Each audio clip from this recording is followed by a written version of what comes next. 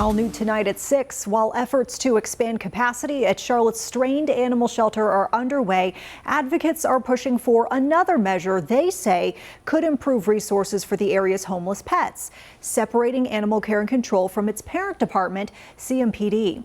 Last month, we told you about plans to create an additional pet resource center. This would be separate from the main location by the airport, and we told you how those discussions among city leaders were continuing to move along. But what is the likelihood of severing from the police department and expanding the shelter's footprint? Shelter advocates attending Charlotte City Council meetings have been making their two main requests known: a bigger shelter with more staff to suit the growing area, and an animal care department separate from police. Advocates argue putting shelter issues under the police chief adds layers of bureaucracy and red tape. Animal Care and Control Director Josh Fisher says he's aware of the community push for separate departments and can think of benefits and challenges with the idea.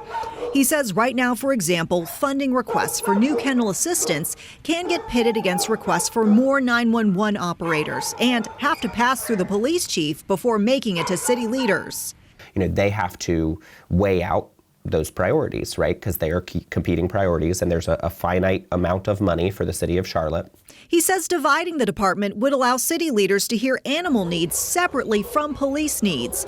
Fisher also says it would cut down on layers of approval needed in the grant-seeking process and reduce barriers to volunteering, which currently requires a drug test and background check, since people are being vetted for a law enforcement agency.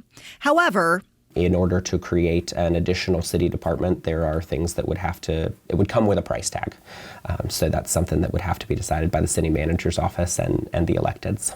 City Council member Dimple Ajmira says it's a concept the city is looking at, but first it's planning for more shelter capacity.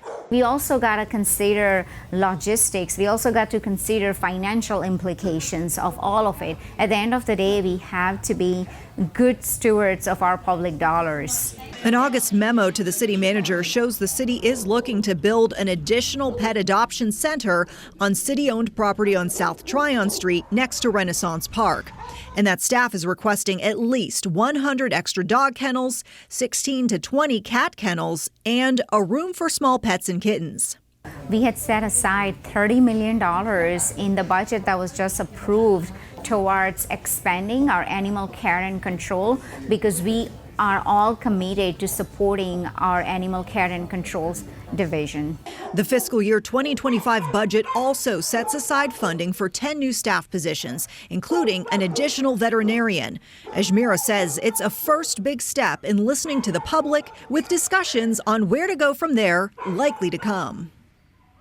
Now, City Council could vote on rezoning the proposed site for the new center later this week, or later next week, rather. This is on the agenda for Monday's zoning meeting at 5 p.m.